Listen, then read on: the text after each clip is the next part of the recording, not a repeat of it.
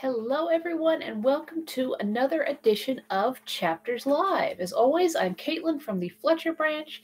As always, I have on my fabulous squid hat, and we are finishing up Jules Verne's epic underwater novel, 20,000 Leagues Under the Sea. Now, when we last left off, we did a couple of things. We found Captain Nemo's sort of base of operations where he gathers the underwater coal that he uses to convert into electricity to power his submersible. And the big thing was that we actually went towards the South Pole, despite the fact that it's impossible and the fact that there's tons of ice. The Nautilus went all the way down to the South Pole, and for a while, couldn't tell whether we had actually discovered it or not, or been the first because we couldn't get proper readings. But then, the last possible day before the equinox, we were able to get readings and find out that we were in fact at the South Pole. So Captain Nemo planted his little flag with its little N on it, and we're about to head back on another part of our journey, and that's where we'll be picking up off. And if you happen to hear any noises in the background, it is my adorable kitten Gandalf, who may or may not make an appearance during this time. So with that in mind, we'll be starting with Chapter 15, Accident or Incident. Next day, March 22nd, at 6 o'clock in the morning, preparations for departure began. The last gleams of twilight were melting into night. The cold was brisk. The constellations were glittering with startling intensity. The wonderful Southern Cross, polar star of the Antarctic regions, twinkled at its zenith. The thermometer marked minus 12 degrees centigrade, and a fresh breeze left a sharp nip in the air. Ice floes were increasing over the open water. The sea was starting to congeal everywhere. Numerous blackish patches were spreading over its surface, announcing the imminent formation of fresh ice. Obviously, the southernmost basin froze over during its 6-month winter and became utterly inaccessible. What happened to the whales during this period? No doubt they went beneath the ice bank to find more feasible seas. As for seals and walruses, they were accustomed to living in the harshest climes and stayed on in these icy waterways. These animals know by instinct how to gouge holes in the ice fields and keep them continually open. They go to these holes to breathe. Once the birds have migrated northward to escape the cold, these marine mammals remain as sole lords of the polar continent. Meanwhile, the ballast tanks filled with water and the Nautilus sank slowly. At a depth of 1,000 feet, it stopped. Its propeller churned the waves and it headed due north at a speed of 15 miles per hour. Near the afternoon, it was already cruising under the immense frozen carapace of the ice bank. As a precaution, the panels in the lounge stayed closed because the Nautilus's hull could run afoul of some submerged block of ice. So I spent the day putting my notes into final form. My mind was completely wrapped up in my memories of the pole. We had reached that inaccessible spot without facing exhaustion or danger, as if our seagoing passenger carriage had glided there on railroad tracks. And now we had actually started our return journey. Did it still have comparable surprises in store for me? I felt sure it did, so inexhaustible is this series of underwater wonders. As it was, in the 5.5 months since fate had brought us on board, we had cleared 14,000 leagues, and over this track longer than the Earth's equator, so many fascinating or frightening incidents had beguiled our voyage. That hunting trip in the Crespo forests, our running aground in the Torres Strait, the coral cemetery, the pearl fisheries of Ceylon, the Arabian Tunnel, the fires of Santorini, those millions in the Bay of Vigo, Atlantis, the South Pole. During the night, all these memories crossed over from one dream to the next, not giving my brain a moment's rest. At 3 o'clock in the morning, I was awakened by a violent collision. I sat up in bed, listening in the darkness, and then suddenly hurled into the middle of the stateroom. Apparently, the Nautilus had gone aground, then heeled over sharply. Leaning against the walls, I dragged myself down the gangways to the lounge, whose ceiling lights were on. The furniture had been knocked over. Fortunately, the glass cases were solidly secured at the base and had stood fast. Since we were no longer vertical, the starboard pictures were glued to the tapestries, while those to port had their lower edges hanging a foot away from the wall. So the Nautilus was lying on its starboard side, completely stationary to boot. In its interior, I heard the sound of footsteps and muffled voices, but Captain Nemo didn't appear. Just as I was about to leave the lounge, Ned Land and Conseil entered. "What happened?" I instantly said to them. I came to ask Master that, Conseil replied. Damnation, the Canadian exclaimed. I know full well what's happened. The Nautilus has gone aground, and judging from the way it's listing, I don't think it'll pull through like that first time in the Torres Strait. But, I asked, are we at least back on the surface of the sea? We have no idea, Conseil replied. Well, it's easy to find out, I answered. I consulted the pressure gauge. Much to my surprise, it indicated a depth of 360 meters. Well, what's the meaning of this? I exclaimed. We must confer with Captain Nemo, Conseil said. But where do we find him? Ned Land asked. Follow me, I told my two companions. We left the lounge. Nobody in the library. Nobody by the central companionway or the crew's quarters. I assumed that Captain Nemo was stationed in the pilot house. Best to wait. The three of us returned to the lounge. I'll skip over the Canadian's complaints. He had good grounds for an outburst. I didn't answer him back, letting him blow off all the steam he wanted. We'd been left to ourselves for 20 minutes, trying to detect the tiniest noises inside the Nautilus, when Captain Nemo entered. He didn't seem to see us. His facial features, usually so emotionless, revealed a certain uneasiness. He studied the compass and pressure gauge in silence, then went and put his finger on the world map at a spot in the sector depicting the southernmost seas.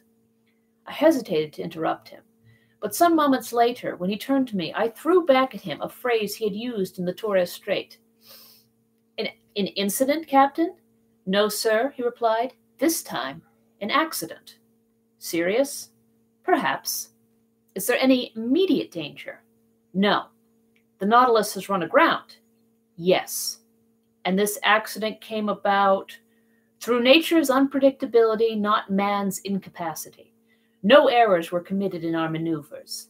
Nevertheless, we can't prevent a loss of balance from taking its toll. One may defy human laws, but no one can withstand the laws of nature. Captain Nemo had picked an odd time to philosophize. All in all, this reply told me nothing. May I learn, sir, I asked him, what caused this accident? An enormous block of ice, an entire mountain, has toppled over, he answered me. When an iceberg is eroded at the base by warmer waters or by repeated collisions, its center of gravity rises. Then it somersaults, it turns upside down. That's what happened here. When it overturned, one of these blocks hit the Nautilus as it was cruising under the waters. Sliding under our hull, this block then raised us with irresistible power, lifting us into less congested strata where we now lie on our side. But can't we float the Nautilus clear by emptying its ballast tanks to regain our balance? That, sir, is being done right now. You can hear the pumps working. Look at the needle on the pressure gauge. It indicates that the Nautilus is rising, but this block of ice is rising with us, and until some obstacle halts its upward movement, our position won't change. Indeed, the Nautilus kept the same heel to starboard. No doubt it would straighten up once the block came to a halt. But before that happened, who knew if we might not hit the underbelly of the ice bank and be hideously squeezed between two frozen surfaces? I mused on all the consequences of this situation. Captain Nemo didn't stop studying the pressure gauge. Since the toppling of this iceberg, the Nautilus had risen about 150 feet, but it still stayed at the same angle to the perpendicular. Suddenly, a slight movement could be felt over the hull. Obviously, the Nautilus was straightening a bit. Objects hanging in the lounge were visibly returning to their normal positions. The walls were approaching the vertical. Nobody said a word. Hearts pounding, we could see and feel the ship righting itself. The floor was becoming horizontal beneath our feet. 10 minutes went by. Finally, we're upright, I exclaimed. Yes, Captain Nemo said, heading to the lounge door. But will we float off? I asked him. Certainly, he replied, since the ballast tanks aren't yet empty, and when they are, the Nautilus must rise to the surface of the sea. The captain went out, and as soon I saw that had his orders, the Nautilus had halted its upward movement. In fact, it soon would have hit the underbelly of the ice bank, but it had stopped in time and was floating in mid-water. That was a close call, Conseil then said. Yes, we could have been crushed between those masses of ice, or at least been imprisoned between them, and then with no way to renew our air supply. Yes, that was a close call. It's over with, Ned Land muttered. I was unwilling to get into a pointless argument with the Canadian and didn't reply. Moreover, the panels opened just then, and the outside light burst through the uncovered windows. We were fully afloat, as I have said, but on both sides of the Nautilus, about 10 meters away, there rose dazzling walls of ice. There were also walls above and below. Above, because the ice bank's underbelly spread over us like an immense ceiling. Below, because the somersaulting block, shifting little by little, had found points of purchase on both side walls and had gotten jammed between them. The Nautilus was imprisoned in a genuine tunnel of ice about 20 meters wide and filled with quiet water. So the ship could easily exit by going either ahead or astern, sinking a few meters deeper and then taking an open passageway beneath the ice bank. The ceiling lights were off, yet the lounge was still brightly lit.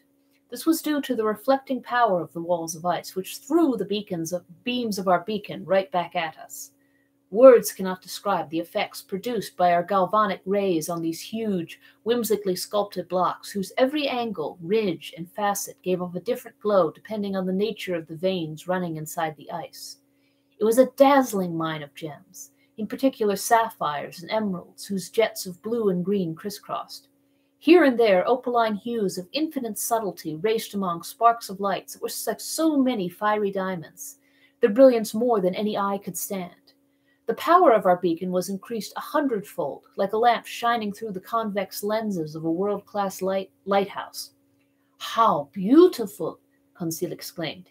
"Yes," I said, "it's a wonderful sight, isn't it, Ned?" "Oh, damnation, yes," Ned Land shot back. "It's superb. I'm furious I have to admit it. Nobody has ever seen the like. But this sight could cost us dearly. And in all honesty, I think we're looking at things God never intended for human eyes." Ned was right. It was too beautiful. All at once, a yell from Conseil made me turn around. "What is it?" I asked. "Master must close his eyes. Master mustn't look." With that, Conseil clapped his hands over his eyes. "But what's wrong, my boy?" "I've been dazzled, struck blind." Involuntarily, my eyes flew to the window, but I couldn't stand the fire devouring it. I realized what had happened. The Nautilus had just started off at great speed. All the tranquil glimmers of the ice walls had then changed into blazing streaks. The sparkles from these myriads of diamonds were merging with each other. Swept along by its propeller, the Nautilus was traveling through a sheath of flashing light. Then the panels in the lounge closed. We kept our hands over our eyes, which were utterly saturated with those concentric gleams that swirl before the retina when sunlight strikes it too intensely. It took some time to calm our troubled vision. Finally, we lowered our hands. "Ye gods, I would never have believed it," Conseil said. "And I still don't believe it," the Canadian shot back. "When we return to shore, jaded from all these natural wonders," Conseil added, "think how we look down on those pitiful land masses, those puny works of man. No, the civilized world won't be good enough for us." Such words from the lips of this motionless Flemish boy showed that our enthusiasm was near the boiling point. But the Canadian didn't fail to throw his dram of cold water over us. "The civilized world," he said, shaking his head. "Don't worry, Conseil, my friend. We're never going back to that world." By this point, it was 5 o'clock in the morning. Just then there was a collision in the Nautilus's bow. I realized that its spur had just bumped a block of ice. It must have been a faulty maneuver because this underwater tunnel was obstructed by such blocks and didn't make for easy navigating. So I had assumed that Captain Nemo, in adjusting his course, would go around each obstacle or would hug the walls and follow the windings of the tunnel. In either case, our forward motion wouldn't receive an absolute check. Nevertheless, contrary to my expectations, the Nautilus definitely began to move backward. "We're going astern?" Conseil said. "Yes," I replied. "Apparently the tunnel has no way out at this end." "And so?" "So," I said, "our maneuvers are quite simple. We'll return to our tracks and go out the southern opening. That's all." As I spoke, I tried to sound more confident than I really felt. Meanwhile, the Nautilus accelerated its backward movement, and, running with propeller in reverse, it swept us along at great speed. "This'll mean a delay," Ned said. "What are a few hours, more or less, as long as we get out?" "Yes," Ned Land repeated. "So long as we get out." I strolled for a little while from the lounge to the library. My companions kept their seats and didn't move. Soon I threw myself down on a couch and picked up a book, which my eyes skimmed mechanically. Quarter of an hour later, Conseil approached me, saying, "Is it deeply fascinating, this volume Master is reading?" "Tremendously fascinating," I replied. "I believe it. Master is reading his own book. My own book? Indeed, my hands were holding my own work on the great ocean depths. I hadn't even suspected. I closed the book and resumed my strolling. Ned and Conseil stood up to leave. Stay here, my friends, I said, stopping them. Let's stay together until we're out of this blind alley. As master wishes, Conseil replied. The hours passed. I often studied the instruments hanging on the lounge wall. The pressure gauge indicated that the Nautilus stayed at a constant depth of 300 meters, the compass that it kept heading south, the log that it was traveling at a speed of 20 miles per hour, an excessive speed in such a cramped area. But Captain Nemo knew that by this point there was no such thing as too fast, since minutes were now worth centuries. At 8:25, a second collision took place, this time astern. I grew pale. My companions came over. I clutched Conseil's hand. Our eyes questioned each other, and more directly than if our thoughts had been translated into words. Just then the captain entered the lounge. I went to him. Our path is barred to the south, I asked him. Yes, sir. When it overturned, that iceberg closed off every exit. We're boxed in? Yes. Chapter 16. Shortage of air. Thus, around the Nautilus, above and below, was an impenetrable wall of ice. We were prisoners to the iceberg. I watched the captain. His countenance had resumed its habitual imperturbability. Gentlemen, he said calmly, there are two ways of dying in the circumstances in which we are placed. This puzzling person had the air of a mathematical professor lecturing to his pupils. The first is to be crushed. The second is to die of suffocation. I do not speak of the possibility of dying of hunger, for the supply of provisions in the Nautilus will certainly last longer than we shall. Let us, then, calculate our chances. As to suffocation, Captain, I replied, that is not to be feared because our reservoirs are full. Just so, but they will only yield 2 days' supply of air. Now, for 36 hours we've been hidden under the water, and already the heavy atmosphere of the Nautilus requires renewal. In 48 hours, our reserve will be exhausted. Well, Captain, can we be delivered before 48 hours? We will attempt it by piercing the wall that surrounds us. On which side? Sound will tell us. I'm going to run the Nautilus aground on the lower bank, and my men will attack the iceberg on the side that is least thick. Captain Nemo went out. Soon I discovered by a hissing noise that the water was entering the reservoirs. The Nautilus sank slowly and rested on the ice at a depth of 350 yards, the depth at which the lower bank was immersed. My friends, I said, our situation is serious, but I rely on your courage and energy. Sir, replied the Canadian, I am ready to do anything for the general safety. Good, Ned, and I held out my hand to the Canadian. I will add, he continued, that, being as handy with the pickaxe as with the harpoon, if I can be useful to the captain, he can command my services. He will not refuse your help. Come, Ned. I led him to the room where the crew of the Nautilus were putting on their cork jackets. I told the captain of Ned's proposal, which he accepted. The Canadian put on his sea costume and was ready as soon as his companions. When Ned was dressed, I re-entered the drawing room where the panes of glass were open, and, posted near Conseil, I examined the ambient beds that supported the Nautilus. Some instants after, we saw a dozen of the crew set foot on the bank of ice, and among them Ned Land, easily known by his stature. Captain Nemo was with them. Before proceeding to dig the walls, he took the soundings, to be sure of working in the right direction. Long sounding lines were sunk in the side walls, but after 15 yards they were again stopped by the thick wall. It was useless to attack it on the ceiling-like surface, since the iceberg itself measured more than 400 yards in height. Captain Nemo then sounded the lower surface. There, 10 yards of ice separated us from the water, so great was the thickness of the ice field. It was necessary, therefore, to cut from it a piece equal in extent to the waterline of the Nautilus. There were about 6,000 cubic yards to detach, so as to dig a hole by which we could descend to the ice field. The work had begun immediately and carried on with indefatigable energy. Instead of digging round the Nautilus, which would have involved greater difficulty, Captain Nemo had an immense trench made at 8 yards from the port quarter. Then the men set to work simultaneously with their screws on several points of its circumference. Presently, the pickaxe attacked this compact matter vigorously, and large blocks were attached from the mass. By a curious effect of specific gravity, these blocks, lighter than water, fled, so to speak, to the vault of the tunnel that decreased in thickness at the top in proportion as it diminished at the base. But that mattered little so long as the lower part grew thinner. After 2 hours' hard work, Ned Land came in exhausted. He and his comrades were replaced by new workers, whom Conseil and I joined. The second lieutenant of the Nautilus superintended us. The water seemed singularly cold, but I soon got warm handling the pickaxe. My movements were free enough, although they were made under a pressure of 30 atmospheres. When I re-entered after working 2 hours to take some food and rest, I found a perceptible difference between the pure fluid with which the Ruquaol engine supplied me and the atmosphere of the Nautilus, already charged with carbonic acid. The air had not been renewed for 48 hours, and its vivifying qualities were considerably enfeebled.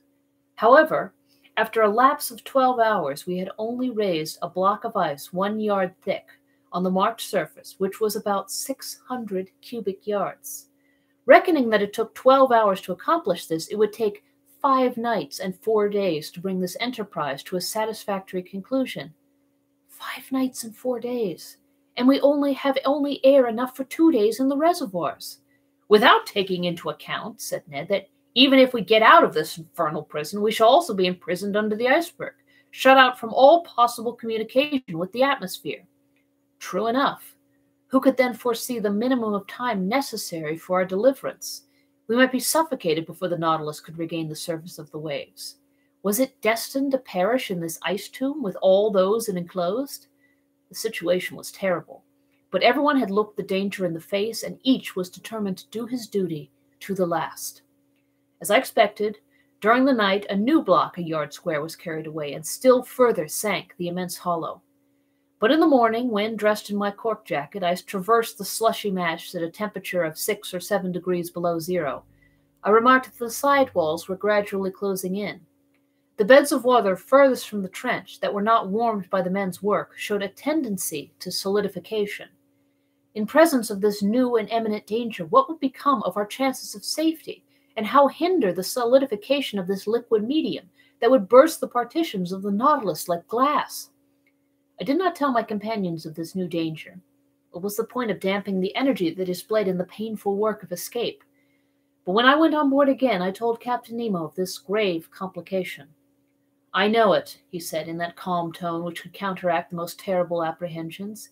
"It is one danger more, but I see no way of escaping it. The only chance of safety is to go quicker than solidification. We must be beforehand with it, that is all." On this day, for several hours, I used my pickaxe vigorously. The work kept me up. Besides, to work was to quit the Nautilus and breathe directly the pure air drawn from the reservoirs and supplied by our apparatus, and to quit the impoverished and vitiated atmosphere. Toward evening, the trench was dug 1 yard deeper. When I returned on board, I was nearly suffocated by the carbonic acid with which the air was filled. Ah, if we had only the chemical means to drive away this deleterious gas. We had plenty of oxygen. All this water contained a considerable quantity, and by dissolving it with our powerful piles, it would resorb the vivifying fluid. I had thought well over it, but of what good was that, since the carbonic acid produced by our respiration had invaded every part of the vessel? To absorb it, it was necessary to fill some jars with caustic potash and to shake them incessantly. Now this substance was wanting on board, and nothing could replace it. On that evening, Captain Nemo ought to open the taps of his reservoirs and let some pure air into the interior of the Nautilus. Without this precaution, we could not get rid of the sense of suffocation. The next day, March 26, I resumed my miner's work in beginning the 5th yard. The side walls and the lower surface of the iceberg thickened visibly. It was evident that they would meet before the Nautilus was able to disengage itself. Despair seized me for an instant. My pickaxe nearly fell from my bands. What was the good of digging if I must be suffocated, crushed by the water that was turning into stone, a punishment that the ferocity of the savages even would not have invented? Just then Captain Nemo passed near me. I touched his hand and showed him the walls of our prison. The wall to port had advanced to at least 4 yards from the hull of the Nautilus. The captain understood me and signed me to follow him. We went on board. I took off my cork jacket and accompanied him to the drawing room. Mr. Aronnax, we must attempt some desperate means, or we shall be sealed up in the solidified water as in cement. Yes, but what is to be done? Ah, if my Nautilus were strong enough to bear this pressure without being crushed. Well, I asked, not catching the captain's idea. Do you not understand, he replied, that this congelation of water will help us? Do you not see that by its solidification it would burst through this field of ice that imprisons us, as, when it freezes, it bursts the hardest stones? Do you not perceive that it would be an agent of safety instead of destruction? Yes, Captain, perhaps, but whatever resistance to crushing the Nautilus possesses, it could not support this terrible pressure, and will be flattened like an iron plate. I know it, sir. Therefore we must not reckon on the aid of nature, but on our own exertions. We must stop this solidification. Not only will the sidewalls be pressed together, but there is not 10 feet of water before or behind the Nautilus. The congelation gains on us on all sides. How long will the air in the reservoirs last for us to breathe on board? The captain looked in my face. After tomorrow, they will be empty. A cold sweat came over me. However, ought I to have been astonished at the answer? On March 22nd, the Nautilus was in the open polar seas. We were at 26°. For 5 days we had lived on the reserve on board, and now what was left of the respirable air must be kept for the workers. Even now, as I write, my recollection is still so vivid that an involuntary terror seizes me, and my lungs seem to be without air. Meanwhile, Captain Nemo reflected silently, and evidently an idea had struck him, but he seemed to reject it. At last, these words escaped his lips. "Boiling water," he muttered. "Boiling water?" I cried. "Yes, sir. We are enclosed in a space that is relatively confined. Would not jets of boiling water, constantly injected by the pumps, raise the temperature in this part and stay the congelation?" "Let us try it," I said resolutely. "Let us try it, Professor." The thermometer then stood at 7 outside. Captain Nemo took me to the galleys, where the vast distillatory machines stood that furnished the drinkable water by evaporation. They filled these with water, and all the electric heat from the piles was thrown through the worms bathed in the liquid. In a few minutes this water reached 100 degrees. It was directed toward the pumps, while fresh water replaced it in proportion. The heat developed by the trials was such that cold water, drawn up from the sea after only having gone through the machines, came boiling into the body of the pump. The injection was begun, and 3 hours after the thermometer marked 6 below zero outside. 1 degree was gained. 2 hours later the thermometer only marked 4. "We shall succeed," I said to the captain, after having anxiously watched the result of the operation. "I think," he answered, "that we shall not be crushed. We have no more suffocation to fear." During the night the temperature of the water rose to 1 degree below zero. The injections could not carry it to a higher point. But, as the congelation of the seawater produces at least 2 degrees, I was at least reassured against the dangers of solidification. The next day, March 27th, 6 yards of ice had been cleared, 12 feet only remaining to be cleared away. There was yet 48 hours' work. The air could not be renewed in the interior of the Nautilus, and this day would make it worse. An intolerable weight oppressed me. Toward 3 o'clock in the evening this feeling rose to a violent degree. Yawns dislocated my jaws. My lungs panted as they inhaled this burning fluid, which became rarefied more and more. A moral torpor took hold of me. I was powerless, almost unconscious. My brave Conseil, though exhibiting the same symptoms and suffering in the same manner, never left me. He took my hand and encouraged me, and I heard him murmur, "Oh, if I could only not breathe so as to leave more air for my master." Tears came into my eyes on hearing him speak thus. If our situation to all was intolerable in the interior, with what haste and gladness would we put on our cork jackets to work in our turn? Pickaxes sounded on the frozen ice beds. Our arms ached, the skin was torn off our hands. But what were these fatigues? What did the wounds matter? Vital air came to the lungs. We breathed! We breathed! All this time no one prolonged his voluntary task beyond the prescribed time. His task accomplished, each one handed in turn to his panting companions the apparatus that supplied him with life. Captain Nemo set the example and submitted first to this severe discipline.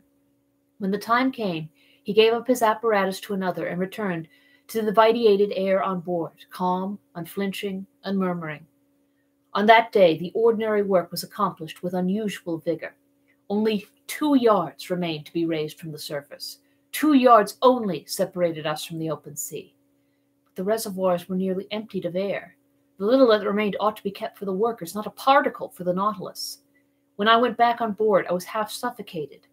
What a night! I know not how to describe it. The next day, my breathing was oppressed. Dizziness accompanied the pain in my head and made me like a drunken man. My companions showed the same symptoms. Some of the crew had rattling in the throat. On that day, the 6th day of our imprisonment, Captain Nemo, finding the pickaxes work too slowly, resolved to crush the ice bed that still separated us from the liquid sheet. This man's coolness and energy never forsook him. He subdued his physical pains by moral force. By his orders, the vessel was lightened, that is to say, raised from the ice bed by a change in specific gravity. When it floated, they towed it so as to bring it above the immense trench made on the surface of the waterline. Then, filling his reservoirs with water, he descended and shut himself up in the hole. Just then all the crew came on board, and the double door of communication was shut. The Nautilus then rested on the bed of ice, which was not 1 yard thick, and which the sounding leads had perforated in 1,000 places. The taps of the reservoirs were then open, and 100 cubic yards of water was let in, increasing the weight of the Nautilus to 1,800 tons. We waited, we listened, forgetting our sufferings and hope. Our safety depended on this last chance. Notwithstanding the buzzing in my head, I soon heard the humming sound under the hull of the Nautilus. The ice cracked with a singular noise like tearing paper, and the Nautilus sank. "We are off," murmured Conseil in my ear. I could not answer him. I seized his hand and pressed it convulsively. All at once, carried away by its frightful overcharge, the Nautilus sank like a bullet under the waters. That is to say, it fell as if it was in a vacuum. Then all the electrical force was put on the pumps, that soon began to let the water out of the reservoirs. After some minutes, our fall was stopped. Soon, too, the manometer indicated an ascending movement.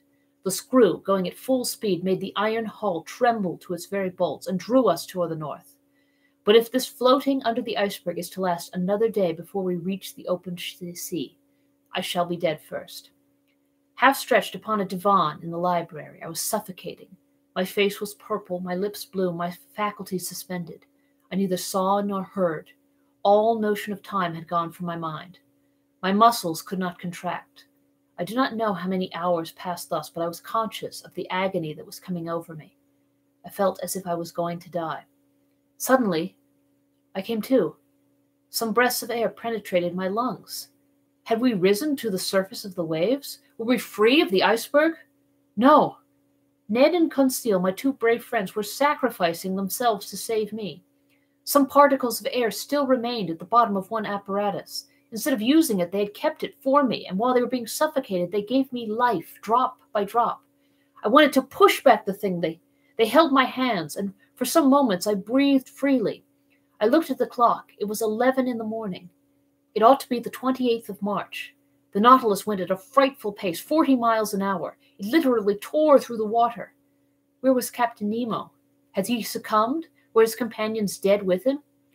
At that moment, the manometer indicated that we were not more than 20 feet from the surface. A mere plate of ice separated us from the atmosphere. Could we not break it? Perhaps. In any case, the Nautilus was going to attempt it. I felt that it was in an oblique position, lowering the stem and raising the bows.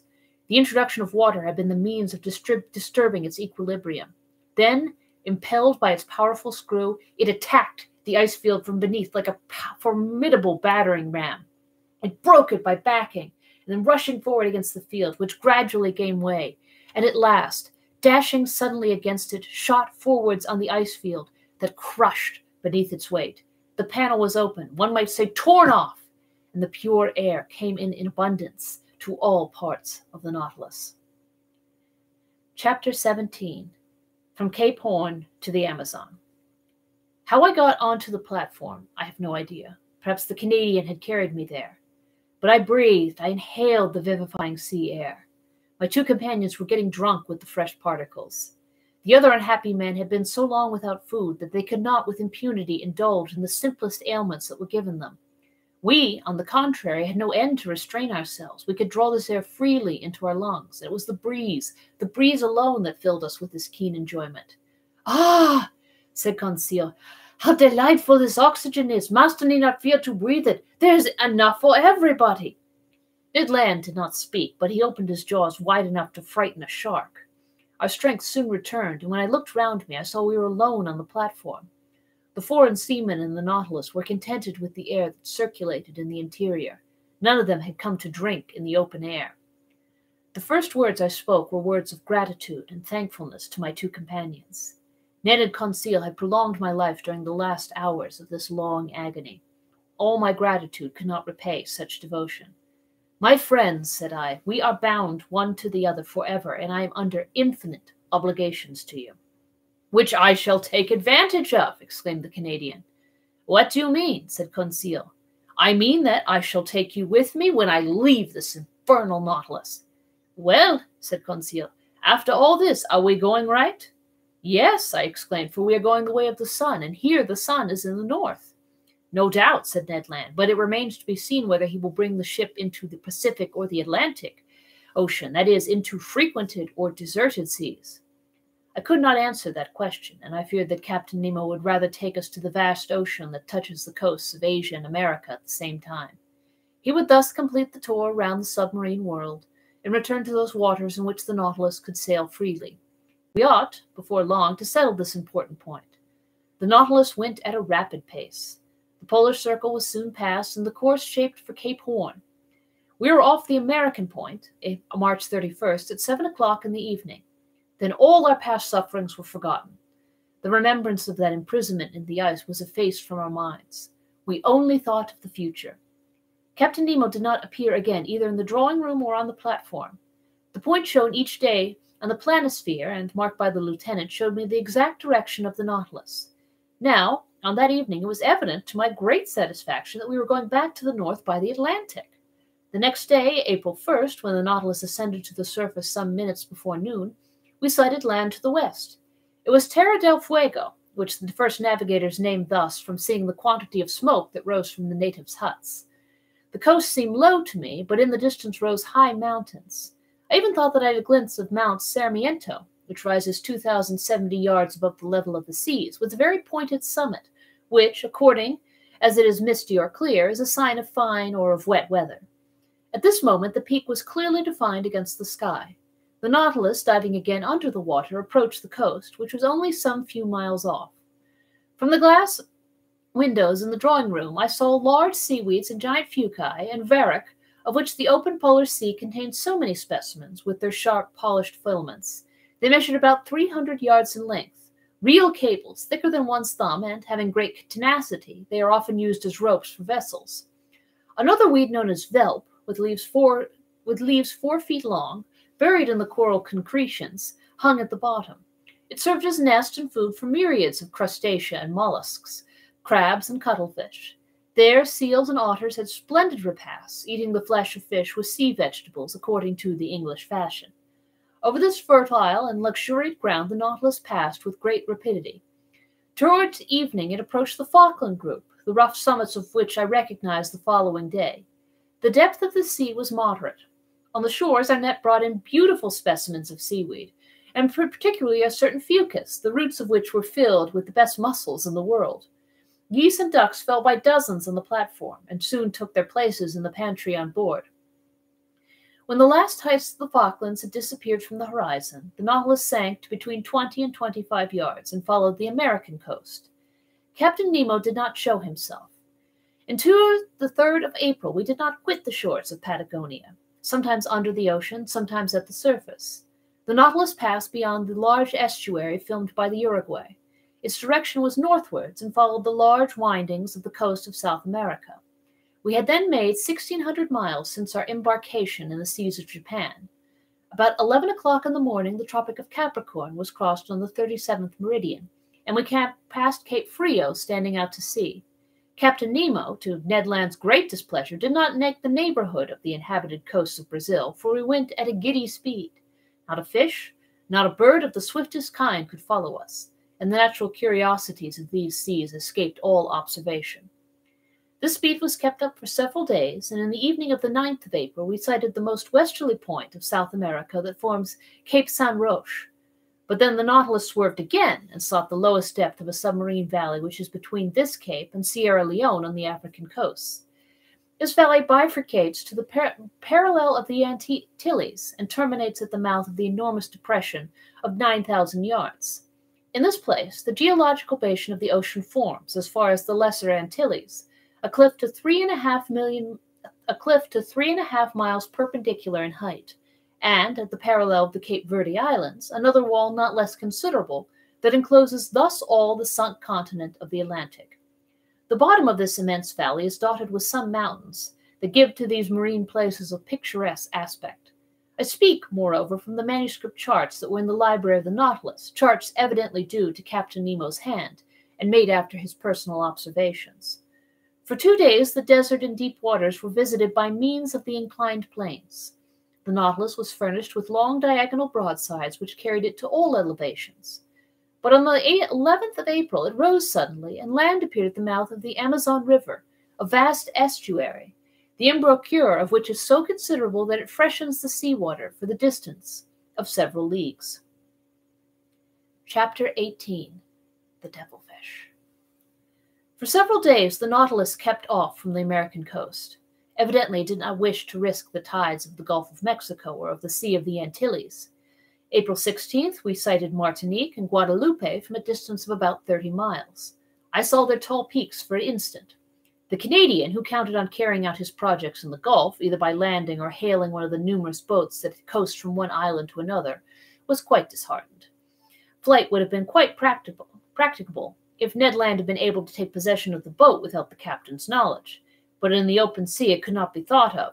The Canadian, Conseil, and I had a long conversation on this subject. For 6 months we had been prisoners on board the Nautilus. We had traveled 17,000 leagues, and, as Ned Land said, there was no reason why it should come to an end. We could hope nothing from the captain of the Nautilus, but only from ourselves. Besides, for some time past he had become graver, more retired, less sociable. He seemed to shun me.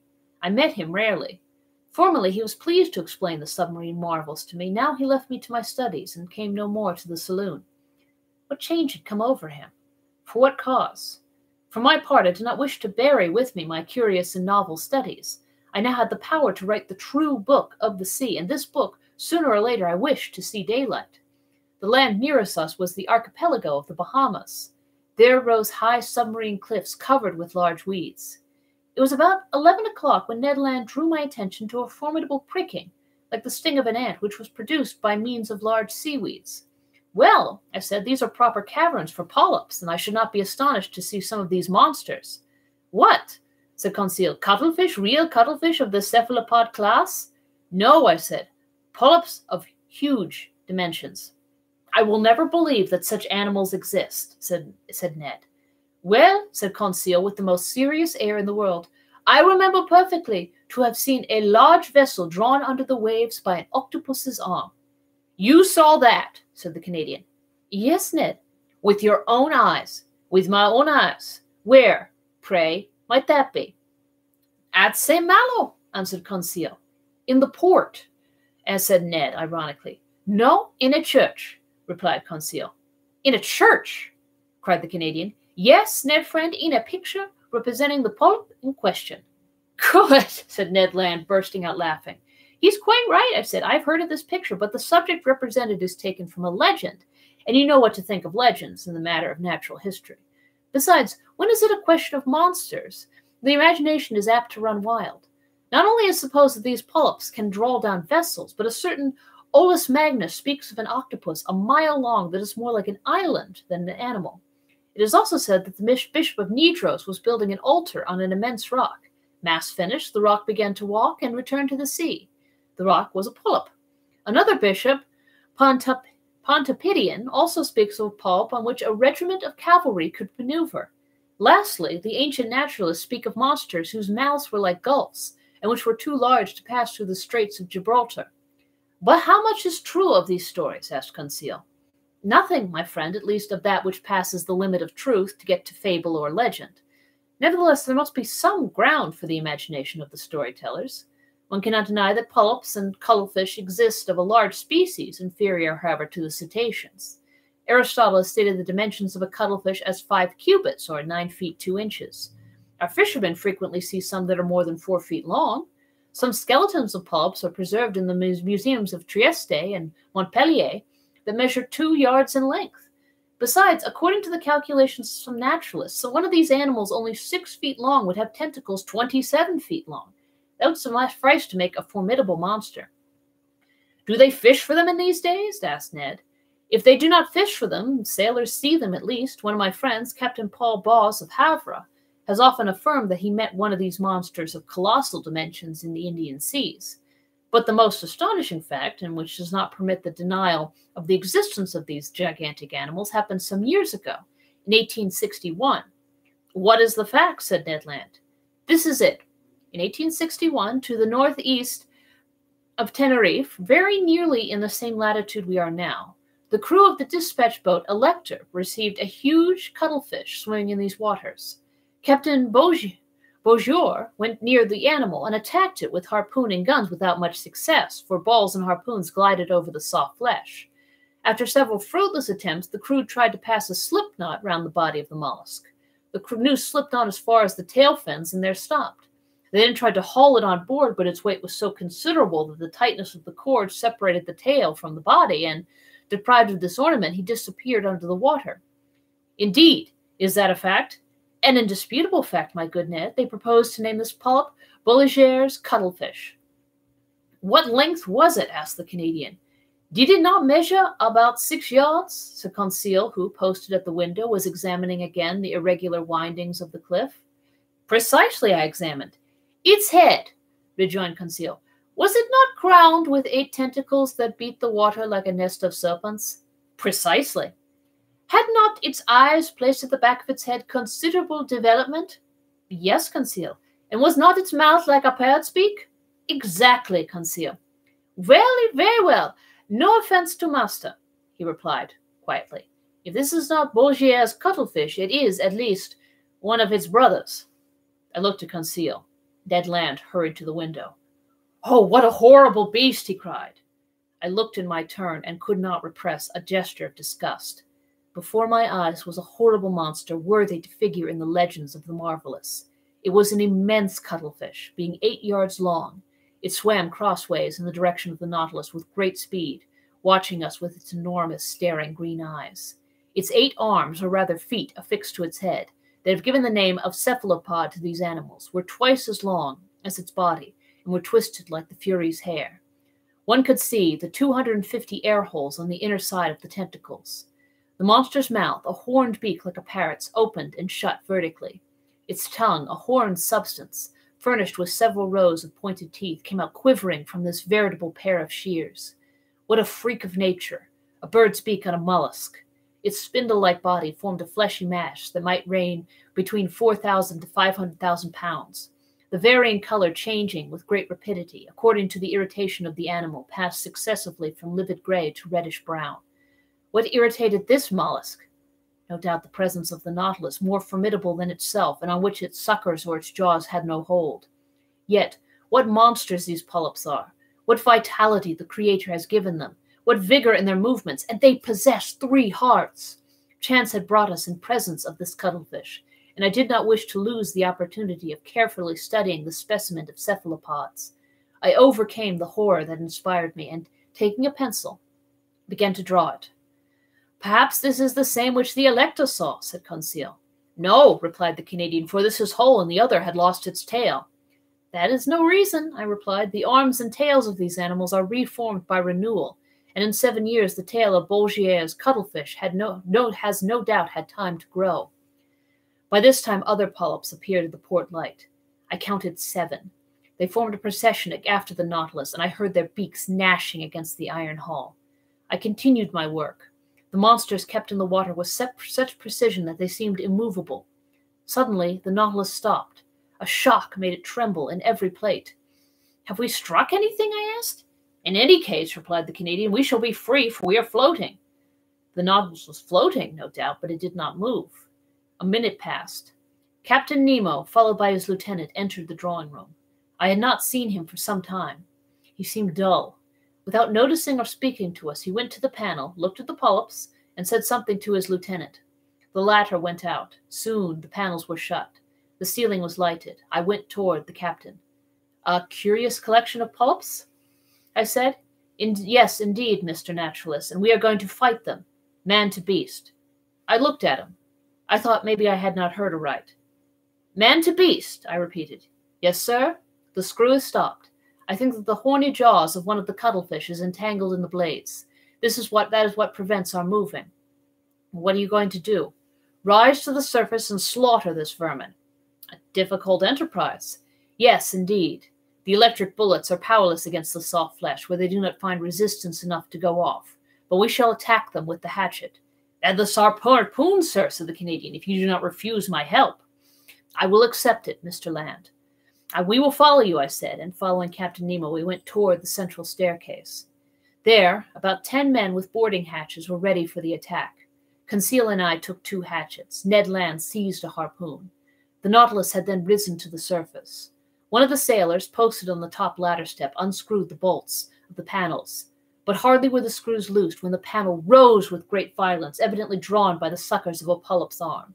Immediately one of these arms slid like a serpent down the opening, and 20 others were above. With one blow of the axe, Captain Nemo cut this formidable tentacle that slid wriggling down the ladder. Just as we were pressing one on the other to reach the platform, 2 other arms, lashing the air, came down on the seaman placed before Captain Nemo and lifted him up with irresistible power. Captain Nemo uttered a cry and rushed out. We hurried after him. What a scene! The unhappy man, seized by the tentacle and fixed to the suckers, was balanced in the air at the caprice of this enormous trunk. He rattled in his throat. He was stifled. He cried, "Help! Help!" These words, spoken in French, startled me. I had a fellow countryman on board, perhaps several. That heart-rending cry! I shall hear it all my life. The unfortunate man was lost. Who could rescue him from that powerful pressure? However, Captain Nemo had rushed to the pulp, and with one blow of the axe had cut through one arm. His lieutenant struggled furiously against other monsters that crept on the flanks of the Nautilus. The crew fought with their axes. The Canadian, Conseil, and I buried our weapons in the fleshy masses. A strong smell of musk penetrated the atmosphere. It was horrible. For one instant, I thought the unhappy man, entangled with the pulp, would be torn from its powerful suction. 7 of the 8 arms had been cut off. Only one wriggled in the air, brandishing the victim like a feather. But just as Captain Nemo and his lieutenant threw themselves on it, the animal ejected a stream of black liquid. We were blinded with it. When the cloud dispersed, the cuttlefish had disappeared, and my unfortunate countrymen with it. 10 or 12 polyps now invaded the platform and sides of the Nautilus. We rolled pell-mell into the midst of this nest of serpents that wriggled on the platform in the waves of blood and ink. It seemed as though these slimy tentacles sprang up like the Hydra's heads. Ned Land's harpoon at each stroke was plunged into the staring eyes of the cuttlefish. But my bold companion was suddenly overturned by the tentacles of a monster he had not been able to avoid. Oh, how my heart beat with emotion and horror. The formidable beak of a cuttlefish was open over Ned Land. The unhappy man would be cut in 2. I rushed to his succor, but Captain Nemo was before me. His axe disappeared between the 2 enormous jaws, and, miraculously saved, the Canadian, rising, plunged his harpoon deep into the triple heart of the polyp. I owed myself this revenge, said the captain to the Canadian. Ned bowed without replying. The combat had lasted a quarter of an hour. The monsters, vanished and mutilated, left us at last, and disappeared under the waves. Captain Nemo, covered with blood, nearly exhausted, gazed upon the sea that had swallowed up one of his companions, and great tears gathered in his eyes. Chapter 19. The Gulf Stream. This terrible scene of the 20th of April none of us can ever forget. I have written it under the influence of violent emotion. Since then I have revised the recital. I have read it to Conseil and to the Canadian. They found it exact as to facts, but insufficient as to effect. To paint such pictures, one must have the pen of one of the most illustrious of our poets, the author of The Toilers of the Deep. I have said that Captain Nemo wept while watching the waves. His grief was great. It was the second companion he had lost since our arrival on board, and what a death! What a death! That friend, crushed, stifled, bruised by the dreadful arms of a polyp, pounded by his iron jaws, would not rest with his comrades in the peaceful coral cemetery. In the midst of the struggle, it was the despairing cry uttered by the unfortunate man that had torn my heart. The poor Frenchman, forgetting his conventional language, had taken to his own mother tongue to utter a last appeal. amongst the crew of the Nautilus, associated with the body and soul of the captain, recoiling from him, like him, from all contact with men, I had a fellow countryman. Did he alone represent France in this mysterious association, evidently composed of individuals of divers nationalities? It was one of those insoluble problems that rose up unceasingly before my mind. Captain Nemo entered his room, and I saw him no more for some time. But that he was sad and irresolute I could see by the vessel, of which he was the soul, and which received all his impressions. The Nautilus did not keep on in its settled course. It floated about like a corpse at the will of the waves. It went at random. He could not tear himself away from the scene of the last struggle, from this sea that had devoured one of his men. 10 days passed thus. It was not till the 1st of May that the Nautilus resumed its northerly course, after having sighted the Bahamas at the mouth of the Bahama Canal. We were then following the current from the largest river to the sea, that has its banks, its fish, and its proper temperatures. I mean the Gulf Stream. It is really a river that flows freely to the middle of the Atlantic, and whose waters do not mix with the ocean waters. It is a salt river, salter than the surrounding sea. Its mean depth is 1,500 fathoms, its mean breadth 10 miles. In certain places the current flows with the speed of 2 miles and a half an hour. The body of its waters is more considerable than that of all the rivers in the globe. It was on this ocean river that the Nautilus then sailed. I must add that, during the night, the phosphorescent waters of the Gulf Stream rivaled the electric power of our watchlight, especially in the stormy weather that threatened us so frequently. May 8th, we were still crossing Cape Hatteras at the height of the North Caroline. The width of the Gulf Stream there is 75 miles, and its depth 210 yards.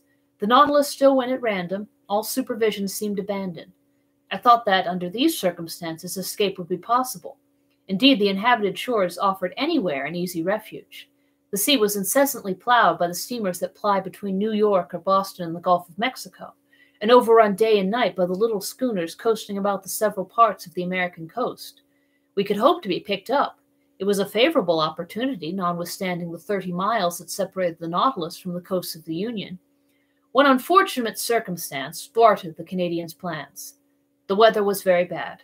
We were nearing these shores where tempests are so frequent, that country of waterspouts and cyclones actually engendered by the current of the Gulf Stream. To tempt the sea in a frail boat was certain destruction. Ned Land owned this himself. He fretted, seized with nostalgia that fright only could cure. "Master," he said to me one day, "this must come to an end. I must make a clean breast of it. This Nemo is leaving land and going up to the north. But I declare to you that I've had enough of the South Pole, and I will not follow him to the north." "What is to be done, Ned, since flight is impracticable until just now?" "We must speak to the captain," he said. "You said nothing when we were in your native seas. I will speak now we are in mine. When I think that before long the Nautilus will be by Nova Scotia, and that they are near Newfoundland is a large bay, and into that bay the St. Lawrence empties itself, and that the St. Lawrence is my river, the river by Quebec, my native town. When I think of this, I feel furious. It makes my hair stand on end. Sir, I would rather throw myself into the sea. I will not stay here. I am stifled." The Canadian was evidently losing all patience. His vigorous nature could not stand this prolonged imprisonment. His face altered daily. His temper became more surly. I knew he must suffer, for I was seized with homesickness myself. Nearly 7 months had passed without our having had any news from land. Captain Nemo's isolation, his altered spirits, especially since the fight with the polyps, his taciturnity, all made me view things in a different light. "Well, sir," said Ned, seeing I did not reply. "Well, Ned, do you wish me to ask Captain Nemo his intentions concerning us?" "Yes, sir." "Although he has already made them known?" "Yes. I wish it settled finally. Speak for me, in my name only, if you like." "But I so seldom meet him. He avoids me." "That is all the more reason for you to go see him." I went to my room. From thence I meant to go to Captain Nemo's. It would not do to let this opportunity of meeting him slip. I knocked at the door. No answer. I knocked again, then turned the handle. The door opened. I went in. The captain was there. Bending over his work table, he had not heard me. Resolved not to go without having spoken, I approached him. He raised his head quickly, frowned, and said roughly, "You here! What do you want?" "To speak to you, Captain." "But I am busy, sir. I am working. I leave you at liberty to shut yourself up. Can I not be allowed to do the same?" His reception was not encouraging, but I was determined to hear and answer everything. Sir, I said coldly, I have to speak to you on a matter that admits of no delay. What is that, sir? He replied, ironically. Have you discovered something that has escaped me, or has the sea delivered up any new secrets? We were at cross purposes, but before I could reply, he showed me an open manuscript on his table and said, in a more serious tone, Here, Mr. Aronnax, is a manuscript written in several languages. It contains the sum of my studies of the sea, and, if it please God, it shall not perish with me. This manuscript, signed with my name, complete with the history of my life, will be shut up in a little floating case. The last survivor of all of us on board the Nautilus will throw this case into the sea, and it will go whither it is borne by the waves. This man's name, his history written by himself, his mystery would then be revealed some day. Captain, I said, I can but approve of the idea that makes you act thus. The results of your study must not be lost. But the means you employ seem to me to be primitive. Who knows where the winds will carry this case, and into whose hands it will fall? Could you not use some other means? Could not you or one of yours— Never, sir, he said, hastily interrupting me. But I and my companions are ready to keep this manuscript in store, and if you will put us at liberty— At liberty, said the captain, rising. Yes, sir, that is the subject on which I wish to question you. For 7 months we have been here on board, and I ask you today, in the name of my companions and in my own, if your intention is to keep us here always. Professor Aronnax, I will answer you today as I did 7 months ago. Whoever enters the Nautilus must never quit it. You impose actual slavery upon us. Give it whatever name you please. But everywhere the slave has the right to regain his liberty. Who denies you this right? Have I ever tried to chain you with an oath? He looked at me with his arms crossed. Sir, I said, to return a second time to this subject will be neither to your nor to my taste, but as we have entered upon it, let us go through with it. I repeat, it is not only myself whom it concerns. Study is to me a relief, a diversion, a passion that could make me forget everything. Like you, I am willing to live obscure in the frail hope of bequeathing one day to future time the results of my labors. But it is otherwise with Ned Land. Every man worthy of the name deserves some consideration. Have you thought that love of liberty, hatred of slavery can give rise to schemes of revenge in a nature like the Canadians? That he could think, attempt, and try? I was silenced. Captain Nemo rose.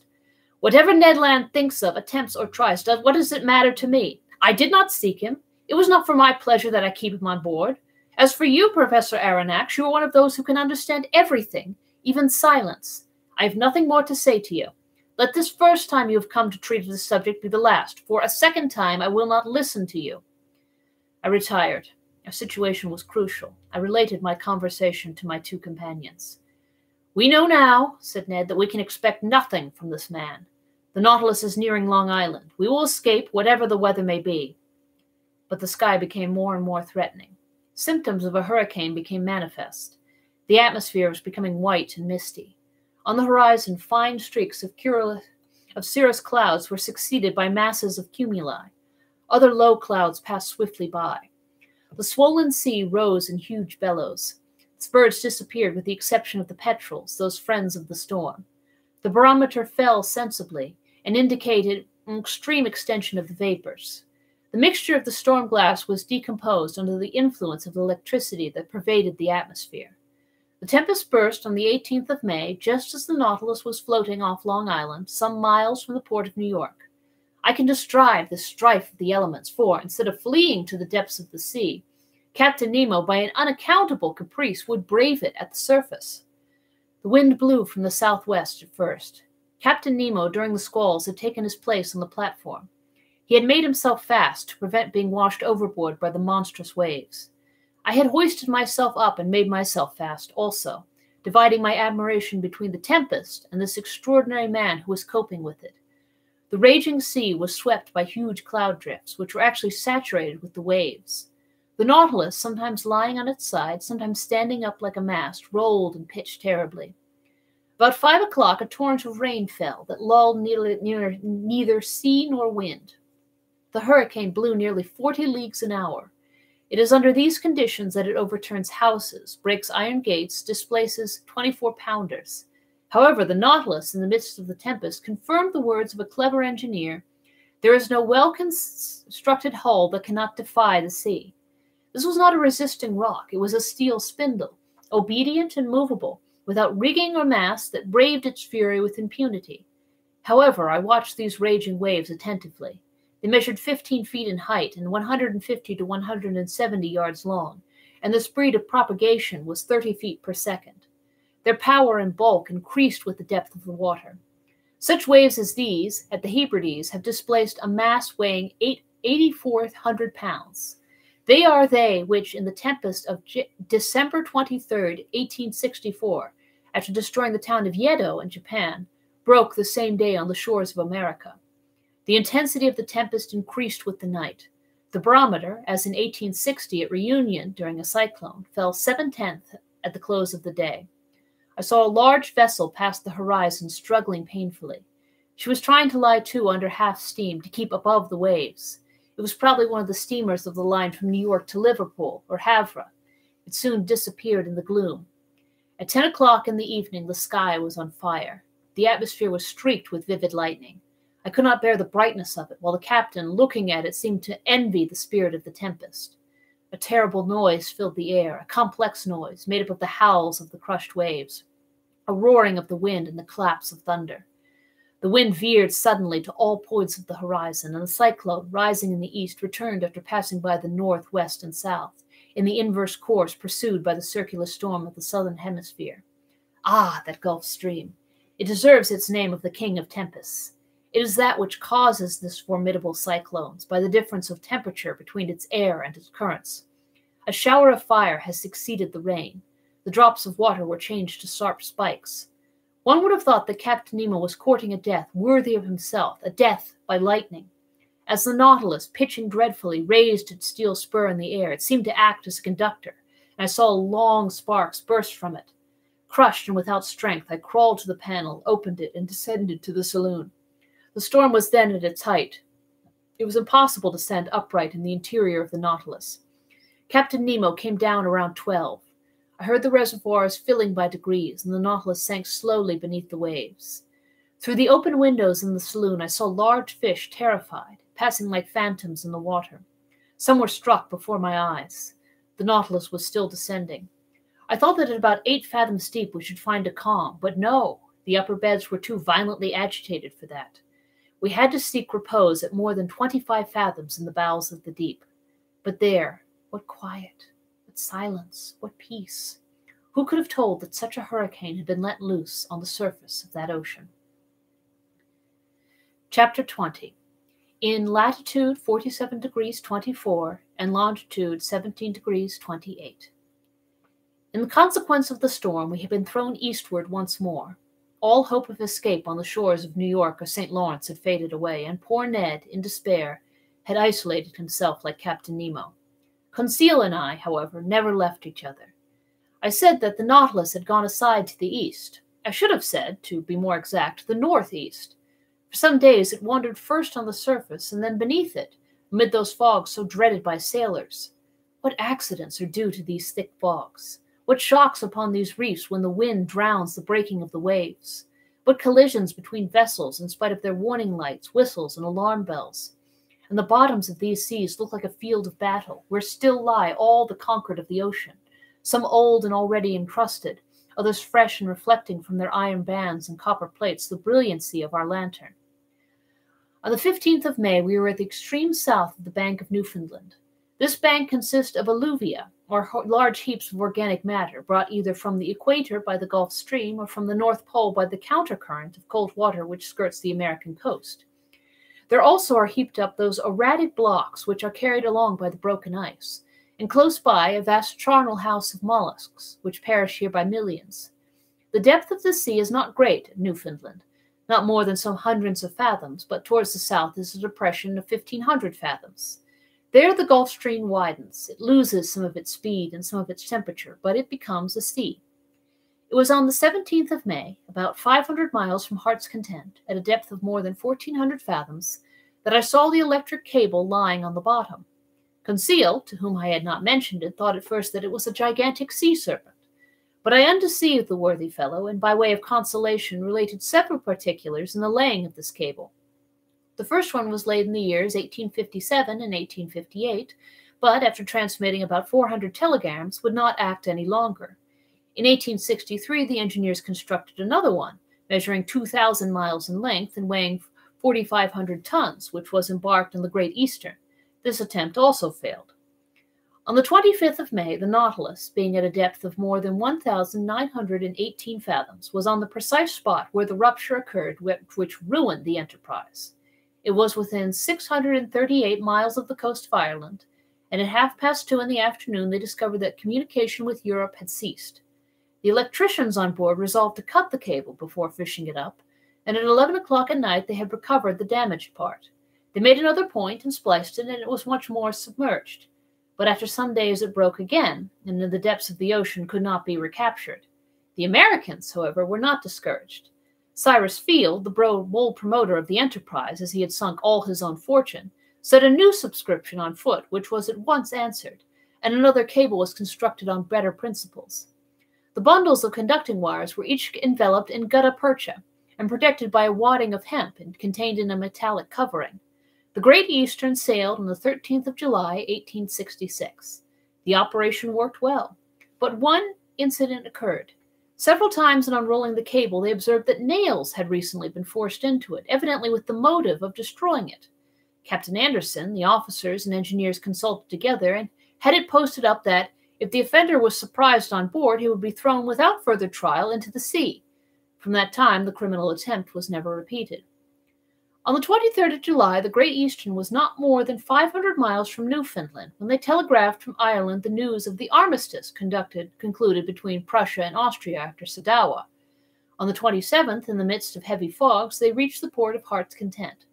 The enterprise was successfully terminated, and for its first dispatch, young America addressed old Europe in these words of wisdom so rarely understood: "Glory to God in the highest, and on earth peace, goodwill toward men." I did not expect to find the electric cable in its primitive state, such as it was on leaving the manufactory. The long serpent, covered with the remains of shells, bristling foraminiferae, was encrusted with a strong coating which served as a protection against all boring mollusks. It lay quietly sheltered from the motions of the sea, and under a favorable pressure for the transmission of the electric spark which passes from Europe to America in 0.32 of a second. Doubtless this cable will last for a great length of time, for they find that the gutta percha covering it is improved by the seawater. Besides, on this level, so well chosen, the cable is never so deeply submerged as to cause it to break.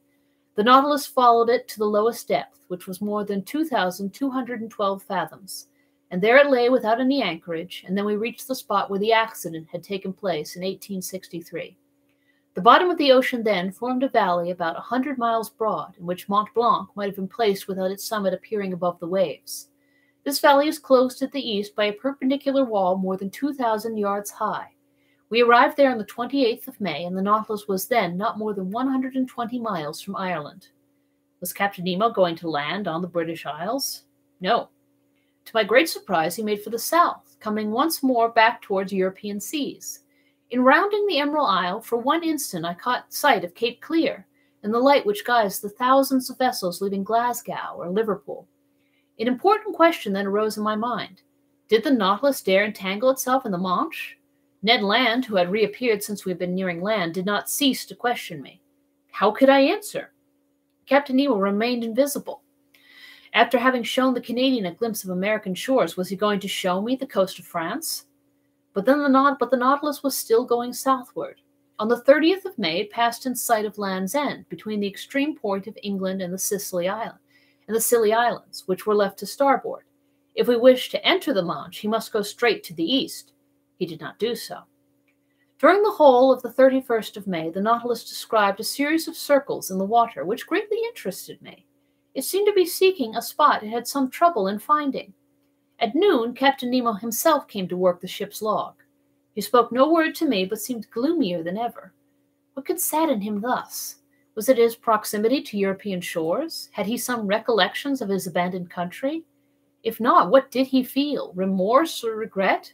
For a long while this thought haunted my mind, and I had a kind of presentiment that before long chance would betray the captain's secrets. The next day, the 1st of June, the Nautilus continued the same process. It was evidently seeking some particular spot in the ocean. Captain Nemo took the sun's altitude as he had done the day before. The sea was beautiful, the sky clear. About 8 miles to the east, a large steam vessel could be discerned on the horizon. No flag fluttered from its mast, and I could not discover its nationality. Some minutes before the sun passed the meridian, Captain Nemo took his sextant and watched with great attention. The perfect rest of the water greatly helped the operation. The Nautilus was motionless. It neither rolled nor pitched. I was on the platform when the altitude was taken, and the captain pronounced these words, "It is here." He turned and went below. Had he seen the vessel which was changing its course and seemed to be nearing us? I could not tell. I returned to the saloon, the panels closed. I heard the hissing of the water in the reservoirs. The Nautilus began to sink, following a vertical line, for its screw communicated no motion to it. Some minutes later it stopped at a depth of more than 420 fathoms, resting on the ground. The luminous ceiling was darkened, then the panels were opened, and through the glass I saw the sea brilliantly illuminated by the rays of our lantern for at least a mile round us. I looked to the port side and saw nothing but an immensity of quiet waters. But to starboard, on the bottom, appeared a large protuberance, which at once attracted my attention. One would have thought it a ruin buried under a coating of white shells, much resembling a covering of snow. Upon examining the mass attentively, I could recognize the ever-thickening form of a vessel bare of its mast, which must have sunk. It certainly belonged to past times. This wreck, to be thus encrusted with the lime of the water, I must already be able to count many years passed at the bottom of the ocean. What was this vessel? Why did the Nautilus visit its tomb? Could it have been aught but a shipwreck which had drawn it under the water? I knew not what to think, when near me, in a slow voice, I heard Captain Nemo say, "At one time this ship was called the Marseillaise. It carried 74 guns and was launched in 1762. In 1778, the 13th of August, commanded by La Poyette Vatreu, it fought boldly against the Preston. In 1779, on the 4th of July, it was at the taking of Grenada with the squadron of Admiral Estang. In 1781, on the 5th of September, it took part in the Battle of Comte de Grasse in Chesapeake Bay. In 1794, the French Republic changed its name.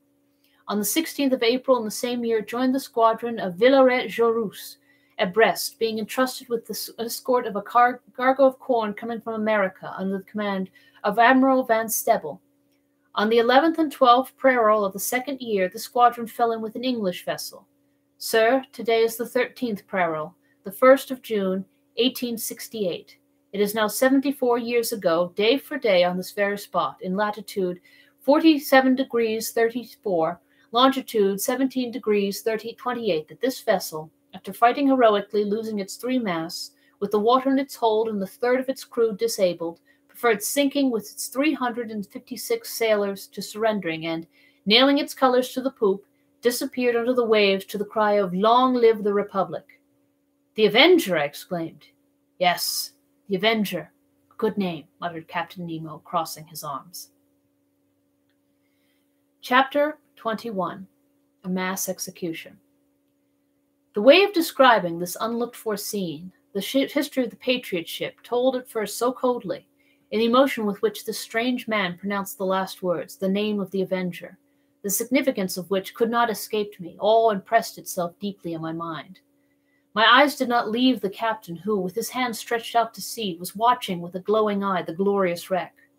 Perhaps I was never to know who he was, from whence he came, or where he was going to, but I saw the man move, and apart from the savant. It was no common misanthropy which had shut Captain Nemo and his companions within the Nautilus, but a hatred, either monstrous or sublime, which time could never weaken. Did this hatred still seek for vengeance? The future would soon teach me that. But the Nautilus was rising slowly to the surface of the sea, and the form of the Avenger disappeared by degrees from my sight. Soon a slight rolling told me that we were in the open air. At that moment a dull boom was heard. I looked at the captain. He did not move. "Captain," said I. He did not answer. I left it and mounted the platform. Conseil and the Canadian were already there. "Where did that shot come from?" I asked. "It was a gunshot," replied Ned Land. I looked in the direction of the vessel I had already seen. It was nearing the Nautilus, and we could see that it was putting on steam. It was within 6 miles of us. "What is that ship, Ned?" "By its rigging and the height of its lower mast," said the Canadian, "I bet she is a ship of war. May it reach us, and, if necessary, sink this cursed Nautilus." "Friend Ned," replied Conseil, "what harm can it do to the Nautilus? Can it attack it beneath the waves? Can it cannonade us at the bottom of the sea?" "Tell me, Ned," said I, "can you recognize what country she belongs to?" The Canadian knitted his eyebrows, dropped his eyelids, and screwed up the corners of his eyes, and for a few moments fixed a piercing look upon the vessel. "No, sir," he replied, "I cannot tell what nation she belongs to, for she shows no colors. But I can declare she is a man of war, for a long pennant flutters from her main mast." For a quarter of an hour we watched the ship, which was steaming toward us. I could not, however, believe that she could see the Nautilus from that distance, and still less that she could know that this submarine engine was. Soon the Canadian informed me that she was a large, armored, two-decker ram. A thick black smoke was pouring from her two funnels. Her closely furled sails were stopped to her yards. She hoisted no flag at her mizzen peak. The distance prevented us from distinguishing the colors of her pennant, which floated like a thin ribbon. She advanced rapidly. If Captain Nemo allowed her to approach, there was a chance of salvation for us. "Sir," said Ned Land, "if that vessel passes within a mile of us, I shall throw myself into the sea, and I should advise you to do the same." I did not reply to the Canadian's suggestion, but continued watching the ship. Whether English, French, American, or Russian, she would be sure to take us in if we could only reach her. Presently, a white smoke burst from the forepart of the vessel. Some seconds after, the water, agitated by the fall of a heavy body, splashed the stern of the Nautilus, and shortly afterwards a loud explosion struck my ear. "What? They're firing at us!" I exclaimed. "So please you, sir," said Ned, "they have recognized the Unicorn, and they are firing at us." "But," I exclaimed, "surely they can see that there are men in the case?" "It is, perhaps, because of that," replied Ned Land, looking at me. A whole flood of light burst upon my mind. Doubtless they knew now how to believe the stories of the pretended monster. No doubt, on board the Abraham Lincoln, when the Canadian struck it with the harpoon, Commander Farragut had recognized in the supposed narwhal a submarine vessel, more dangerous than a supernatural cetacean. Yes, it must have been so, and on every sea they were now seeking this engine of destruction. Terrible, indeed, if, as we supposed, Captain Nemo employed the Nautilus in works of vengeance. On the night when we were attacked in that cell in the midst of the Indian Ocean, had he not attacked some vessel? The man buried in the coral cemetery, had he not been a victim to the shock caused by the Nautilus? Yes, I repeated, it must be so. One part of the mysterious existence of Captain Nemo had been unveiled, and, if his identity had not been recognized, at least, the nations united against him were no longer hunting a chimerical creature, but a man who had vowed a deadly hatred against them. All the formidable past rose before me. Instead of meeting friends on board the approaching ship, we could only expect pitiless enemies. But the shot rattled about us. Some of them struck the sea and ricocheted, losing themselves in the distance. But none touched the Nautilus. The vessel was not more than 3 miles from us. In spite of the serious cannonade, Captain Nemo did not appear on the platform. But if one of the conical projectiles had struck the shell of the Nautilus, it would have been fatal. The Canadian then said, "Sir, we must do all we can to get out of this dilemma. Let us signal them. They will then perhaps understand that we are honest folks." Ned Land took his handkerchief to wave it in the air, but he had scarcely displayed it when he was struck down by an iron hand and fell, in spite of his great strength, upon the deck. "Fool!" exclaimed the captain. "Do you wish to be pierced by the spur of the Nautilus before it is hurled at this vessel?" Captain Nemo was terrible to hear. He was still more terrible to see. His face was deadly pale, with a spasm at his heart. For an instant it must have ceased to beat. His pupils were fearfully contracted. He did not speak. He roared as, with his body thrown forward, he wrung the Canadian's shoulders. Then, leaving him and turning to the ship of war, whose shot was still raining around him, he exclaimed with a powerful voice, "Ah, ship of an accursed nation, you know who I am. I do not want your colors to know you by. Look, and I will show you mine." And on the forepart of the platform, Captain Nemo unfurled a black flag, similar to the one he had placed to the South Pole. At that moment, a shot struck the shell of the Nautilus obliquely, without piercing it, and rebounding near the captain, was lost in the sea. He shrugged his shoulders, and addressing me, said shortly, "Go down, you and your companions, go down." "Sir," I cried, "are you going to attack this vessel?" "Sir, I am going to sink it." "You will not do that." "I shall do it," he replied coldly, "and I advise you not to judge me, sir. Fate has shown you what you ought not to have seen. The attack has begun. Go down." What is this vessel? You do not know? Very well, so much the better. Its nationality to you at least will be a secret. Go down. We could but obey. About 15 of the sailors surrounding the captain, looking with implacable hatred at the vessel nearing them. One could feel that the same desire of vengeance animated every soul. I went down at the moment another projectile struck the Nautilus, and I heard the captain exclaim, "Strike, mad vessel! Shower your useless shot, and then you shall not escape the spur of the Nautilus. But it is not here that you shall perish. I will not have your ruins mingle with those of the Avenger." I reached my room. The captain and his second had remained on the platform. The screw was set in motion, and the Nautilus, moving with speed, was soon beyond the reach of the ship's guns. But the pursuit continued, and Captain Nemo contented himself with keeping his distance.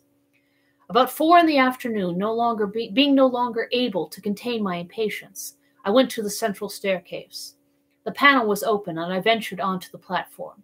The captain was still walking up and down with an agitated step. He was looking at the ship, which was 5 or 6 miles to leeward. He was going round it like a wild beast, and drawing it eastward, he allowed them to pursue. But he did not attack. Perhaps he still hesitated? I wished to mediate once more, but I had scarcely spoken when Captain Nemo imposed silence, saying, "I am the law, and I am the judge. I am the oppressed, and there is the oppressor. Through him I have lost all that I loved, cherished, and venerated, country, wife, children, father, and mother. I saw all perish. All that I hate is there. Say no more." I cast a last look at the man-of-war, which was putting on steam, and rejoined Ned and Conseil. "We will fly," I exclaimed. "Good," said Ned. "What is this vessel?" "I do not know, but whatever it is, it will be sunk before night. In any case, it is better to perish with it than to be made accomplices in a retaliation the justice of which we cannot judge." "That is my opinion, too," said Ned Land, coolly. "Let us wait for night." Night arrived. Deep silence reigned on board. The compass showed that the Nautilus had not altered its course. It was on the surface, rolling slightly. My companions and I resolved to fly when the vessel should be near enough either to hear us or to see us, for the moon, which would be full in 2 or 3 days, shone brightly. Once on board the ship, if we could not prevent the blow which threatened it, we could, at least we would, do all that circumstances would allow. Several times I thought the Nautilus was preparing for attack, but Captain Nemo contented himself with allowing his adversary to approach, and then fled once more before it. Part of the night passed without any incident. We watched the opportunity for action. We spoke little, for we were too much moved. Ned Land would have thrown himself into the sea, but I forced him to wait. According to my idea, the Nautilus would attack the ship at her waterline, and then would be not only possible, but easy to fly. At 3 in the morning, full of uneasiness, I mounted the platform. Captain Nemo had not left it. He was standing at the forepart near his flag, which a slight bright breeze displayed above his head. He did not take his eyes from the vessel. The intensity of his look seemed to attract and fascinate and draw it onward more surely than if he had been towing it. The moon was then passing the meridian. Jupiter was rising in the east.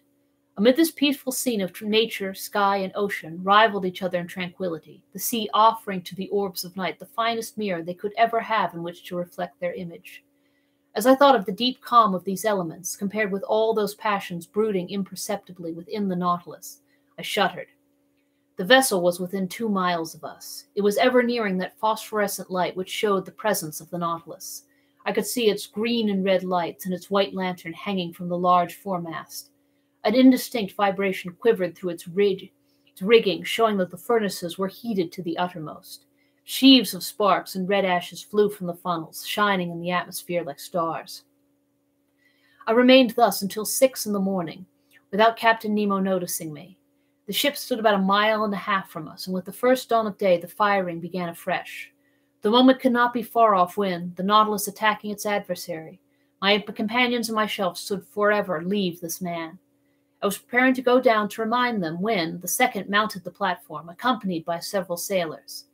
Captain Nemo either did not or would not see them. Some steps were taken which might be called the signal for action. They were very simple. The iron balustrade around the platform was lowered, and the lantern and pilot cages were pushed within the shell until they were flush with the deck. The long surface of the steel cigar no longer offered a single point to check its maneuvers. I returned to the saloon. The Nautilus still floated. Some streaks of light were filtering through the liquid beds. With the undulations of the waves, the windows were brightened by the red streaks of the rising dawn, and this dreadful day of the 2nd of June had dawned. At 5 o'clock, the logs showed that the speed of the Nautilus was slackening, and I knew that it was allowing them to draw nearer. Besides, the reports were heard more distinctly, and the projectiles, laboring through the ambient water, were extinguished with a strange hissing noise. "My friends," said I, "the moment is come. One grasp of the hand, and may God protect us." Ned Land was resolute, Conseil calm, I myself so nervous that I knew not how to contain myself. We all passed into the library, but the moment I pushed the door opening onto the central staircase, I heard the upper panel close sharply. The Canadian rushed onto the stairs, but I stopped him. A well-known hissing noise told me that the water was running into the reservoirs, and in a few minutes the Nautilus was some yards beneath the surface of the waves. I understood the maneuver. It was too late to act. The Nautilus did not wish to strike at the impenetrable cuirass, but below the waterline, where the metallic covering no longer protected it. We were again imprisoned, unwilling witnesses to the dreadful drama that was preparing. We had scarcely time to reflect. Taking refuge in my room, we looked at each other without speaking. A deep stupor had taken hold of my mind. Thought seemed to stand still. I was in that painful state of expectation preceding a dreadful report. I waited, I listened. Every sense was merged in that of hearing. The speed of the Nautilus was accelerated. It was preparing to rush. The whole ship trembled. Suddenly I screamed. I felt the shock, but comparatively light. I felt the penetrating power of the steel spur. I heard rattlings and scrapings, but the Nautilus, carried along by its propelling power, passed through the mass of the vessel like a needle through sailcloth. I could stand it no longer. Mad, out of my mind, I rushed from my room into the saloon. Captain Nemo was there, mute, gloomy, implacable. He was looking through the port panel. A large mass cast a shadow on the water, and, that it might lose nothing of her agony, the Nautilus was going down into the abyss with her. 10 yards from me I saw the open shell, through which the water was rushing with the noise of thunder, then the double line of guns and the netting. The bridge was covered with black, agitated shadows. The water was rising. The poor creatures were crowding the ratlines, clinging to the mast, struggling under the water. It was a human ant-heap, overtaken by the sea. Paralyzed, stiffened with anguish, my hair standing on end, my eyes wide open, panting, without breath and without voice, I, too, was watching. An irresistible attraction glued me to the glass. Suddenly an explosion took place. The compressed air blew up her tanks as if the magazines had caught fire. Then the unfortunate vessel sank more rapidly. Her topmast, laden with victims, now appeared, then her spars, bending under the weight of men, and last of all the top of her mainmast. Then the dark mass disappeared, and with it the dead crew, drawn down by the strong eddy. I turned to Captain Nemo. That terrible avenger, a perfect archangel of hatred, was still looking. When all was over, he turned to his room, opened the door, and entered. I followed him with my eyes. On the end wall, beneath his heroes, I saw the portrait of a woman, still young, and 2 little children. Captain Nemo looked at them for some moments, stretched his arms towards them, and kneeling down, burst into deep sobs. Chapter 22. The Last Words of Captain Nemo. The panels had closed on this dreadful vision, but light had not returned to the saloon. All was silence and darkness beneath the Nautilus. At wonderful speed, 100 feet beneath the water, it was leaving this desolate spot. Whither was it going? To the north or south? Where was the man flying to after such dreadful retaliation? I had returned to my room, where Ned and Conseil had remained silent enough. I felt an insurmountable horror for Captain Nemo. Whatever he had suffered at the hands of these men, he had no right to punish thus. He had made me, if not an accomplice, at least a witness of his vengeance. At 11, the electric light reappeared. I passed into the saloon. It was deserted. I consulted the different instruments. The Nautilus was flying northward at the speed of 25 miles an hour, now on the surface and now 30 feet below it. On taking the bearings by the chart, I saw we were passing the mouth of the Manche, and that our course was hurrying us toward the northern seas at a frightful speed. That night we had crossed 200 leagues of the Atlantic. The shadows fell, and the sea was covered with darkness until the rising of the moon. I went to my room, but could not sleep. I was troubled with dreadful nightmare. The horrible scene of destruction was continually before my eyes. From that day, who could tell into what part of the North Atlantic basin the Nautilus would take us? Still with unaccountable speed. Still in the midst of these northern fogs. Would it touch at Spitzbergen or on the shores of Nova Zembla? Should we explore these unknown seas, the White Sea, the Sea of Kara, the Gulf of Obi, the archipelago of Lyarov, and the unknown coast of Asia? I could not say. I could no longer judge of the time that was passing. The clocks had been stopped on board. It seemed, as in polar countries, that night and day no longer followed their regular course. I found myself being drawn into that strange region where the foundered imagination of Edgar Poe roamed at will. Like the fabulous Gordon Pym, at every moment I expected to see that veiled human figure of larger proportions than those of any inhabitant of the earth, thrown across the cataract which defends the approach to the pole. I estimated, though perhaps I might be mistaken, I estimated this adventurous course of the Nautilus to have lasted 15 or 20 days, and I know not how much longer it might have lasted, had it not been for the catastrophe which ended this voyage. Of Captain Nemo I saw nothing whatever now, nor of his second. Not a man of the crew was visible for an instant. The Nautilus was almost incessantly under water. When we came to the surface to renew the air, the panels opened and shut mechanically. There were no more marks on the planisphere. I knew not where we were. And the Canadian, too, his patience and strength at an end, appeared no more. Conseil could not draw a word from him, and fearing that, in a dreadful fit of madness, he might kill himself, watched him with constant devotion. One morning, what date it was I could not say, I had fallen into a heavy sleep toward the early hours, a sleep both painful and unhealthy, when I suddenly awoke. Ned Land was leaning over me, saying in a low voice, "We are going to fly." I sat up. "When shall we go?" I asked. "Tonight. All inspection on board the Nautilus seems to have ceased. All appears to be stupefied. You will be ready, sir." "Yes, where are we?" "In sight of land. I took the reckoning this morning in the fog, 20 miles to the east." "What country is it?" "I do not know, but whatever it is, we will take refuge there." "Yes, Ned, yes, we will fly tonight, even if the sea should swallow us up. The sea is bad, the wind violent, but 20 miles in that light boat of the Nautilus does not frighten me. Unknown to the crew, I have been able to procure food and some bottles of water." "I will follow you. But," continued the Canadian, "if I am surprised, I will defend myself. I will force them to kill me." "We will die together, friend Ned." I had made up my mind to all. The Canadian left me. I reached the platform on which I could with difficulty support myself against the shock of the waves. The sky was threatening, but, as land was in those thick brown shadows, we must fly. I returned to the saloon, fearing and yet hoping to see Captain Nemo, wishing and yet not wishing to see him. What could I have said to him? Could I hide the involuntary horror with which he inspired me? No. It was better that I should not meet him face to face, better to forget him. And yet, how long seemed that day, the last that I should pass in the Nautilus? I remained alone. Ned Land and Conseil avoided speaking for fear of betraying themselves. At 6 I dined, but I was not hungry. I forced myself to eat, in spite of my disgust, that I might not weaken myself. At 6:30, Ned Land came to my room, saying, "We shall not see each other again before our departure. At 10 the moon will not be risen. We will profit by the darkness. Come to the boat. Conseil and I will wait for you." The Canadian went on without giving me time to answer. Wishing to verify the course of the Nautilus, I went to the saloon. We were running north by northeast at frightful speed and more than 50 yards deep.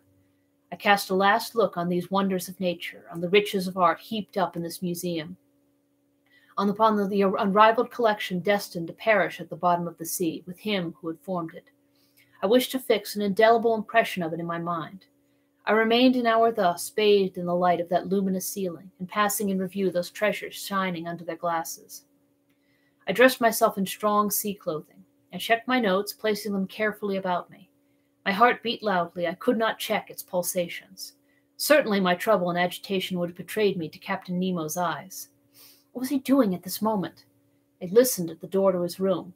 I heard steps. Captain Nemo was there. He had not gone to rest. At every moment I expected to see him appear and ask me why I wished to fly. I was constantly on the alert. My imagination magnified everything. The impression became at last so poignant that I asked myself if it would not be better to go to the captain's room, see him face to face, and brave him with look and gesture. It was the inspiration of a madman. Fortunately, I resisted the desire and stretched myself on my bed to quiet my bodily agitation. My nerves were somewhat calmer, but in my excited brain I saw over again all my existence on board the Nautilus, every incident, either happy or unfortunate, which had happened since my disappearance from the Abraham Lincoln. The submarine hunt, the Torres Straits, the savages of Papua, the running ashore, the coral cemetery, the passage of Suez, the island of Santorin, The Creation Diver, Vigo Bay, Atlantis, the iceberg, the South Pole, the imprisonment in the ice, the fight among the polyps, the storm in the Gulf Stream, the Avenger, and the horrible scene the vessel sunk with all her crew. All these events passed before my eyes like scenes in a drama. Then Captain Nemo seemed to grow enormously, his features to assume superhuman proportions. He was no longer my equal, but a man of the waters, the genie of the sea. It was then 9:30. I held my head between my hands to keep it from bursting. I closed my eyes. I would not think any longer. There was another half hour to wait, another half hour of a nightmare which might drive me mad. At that moment I heard the distant strains of the organ, a sad harmony to an indefinable chant, the wail of a soul longing to break these earthly bonds. I listened with every sense scarcely breathing, plunged, like Captain Nemo, in that musical ecstasy, which was drawing him in spirit to the end of life. Then a sudden thought terrified me. Captain Nemo had left his room. He was in the saloon which I must cross to fly. There I should meet him for the last time. He would see me, perhaps speak to me. A gesture of his might destroy me. A single word chained me on board. But 10 was about to strike. The moment had come for me to leave my room and join my companions. I must not hesitate, even if Captain Nemo himself should rise before me. I opened my door carefully, and even then, as it turned on its hinges, it seemed to me to make a dreadful noise. Perhaps it only existed in my imagination. I crept along the dark stairs of the Nautilus, stopping at each step to check the beatings of my heart. I reached the door of the saloon and opened it gently. It was plunged in profound darkness. The strains of the organ sounded faintly. Captain Nemo was there. He did not see me. In the full light, I do not think he would have noticed me, so entirely was he absorbed in the ecstasy. I crept along the carpet, avoiding the slightest sound which might betray my presence. I was at least 5 minutes reaching the door on the opposite side, opening into the library. I was going to open it when a sigh from Captain Nemo nailed me to the spot. I knew that he was rising. I could even see him, for the light from the library came through to the saloon. He came toward me silently, with his arms crossed, gliding like a spectre rather than walking. His breast was swelling with sobs, and I heard him murmur these words, the last of which ever struck my ear. Almighty God! Enough! Enough! Was it a confession of remorse which thus escaped from this man's conscience? In desperation, I rushed to the library, mounted the central staircase, and following the upper flight, reached the boat. I crept through the opening which had already admitted my 2 companions. Let us go! Let us go! I exclaimed. Directly, replied the Canadian. The orifice in the plates of the Nautilus was first closed and fastened down by means of a false key with which Ned Land had provided himself. The opening in the boat was also closed. The Canadian began to loosen the bolts which still held us to the submarine boat.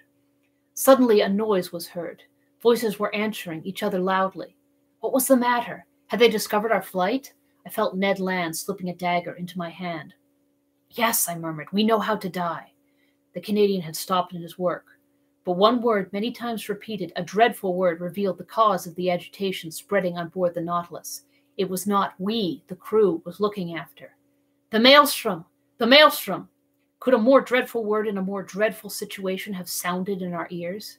We were then upon the dangerous coast of Norway. Was the Nautilus being drawn into this gulf at the moment our boat was going to leave its sides? We knew that at the tide the pent-up waters between the islands of Faroe and Lofoten rush with irresistible violence, forming a whirlpool from which no vessel ever escapes. From every point on the horizon enormous waves were meeting, forming a gulf justly called the navel of the ocean, whose powers of attraction extend to a distance of 12 miles. There, not only vessels, but whales are sacrificed, as well as white bears from the northern region. It is thither that the Nautilus, voluntarily or involuntarily, had been run by the captain. It was describing a spiral, the circumference of which was lessening by degrees, and the boat, which was still fastened to its side, was carried along with giddy speed. I felt that sickly giddiness which arises from long-continued whirling round. We were in dread. Our horror was at its height. Circulation had stopped. All nervous influence was annihilated, and we were covered with cold sweat, like a sweat of agony. And what noise around our frail bark! What roarings repeated by the echo miles away! What an uproar was that of the waters broken on the sharp rocks at the bottom, where the hardest bodies are crushed, and trees worn away, with all the fur rubbed off, according to the Norwegian phrase. What a situation to be in! We rocked frightfully. The Nautilus defended itself like a human being. Its steel muscles cracked. Sometimes it seemed to stand upright, and we with it. "We must hold on," said Ned, "and look after the bolts. We may still be saved if we stick to the Nautilus." He had not finished the words when we heard a crashing noise. The bolts gave way, and the boat, torn from its groove, was hurled like a stone from a sling into the midst of the whirlpool. My head struck on a piece of iron, and with the violent shock I lost all consciousness. Chapter 23. Conclusion. Thus ends the voyage under the seas. What passed during the night, how the boat escaped from the eddies of the maelstrom, how Ned Land, Conseil, and myself ever came out of the gulf, I cannot tell. But when I returned to consciousness, I was lying in a fisherman's hut near the Lofoden Islands. My two companions, safe and sound, were near me holding my hands. We embraced each other heartily. At that moment, we could not think of returning to France. The means of communication between the north of Norway and the south are rare, and I am therefore obliged to wait for the steamboat running monthly from Cape North. And, among the worthy people who have so kindly received us, I revise my record of these adventures once more. Not a fact has been omitted, not a detail exaggerated. It is a faithful narrative of this incredible expedition in an element inaccessible to man, but to which progress will one day open a road. Shall I be believed? I do not know, and it matters little, after all.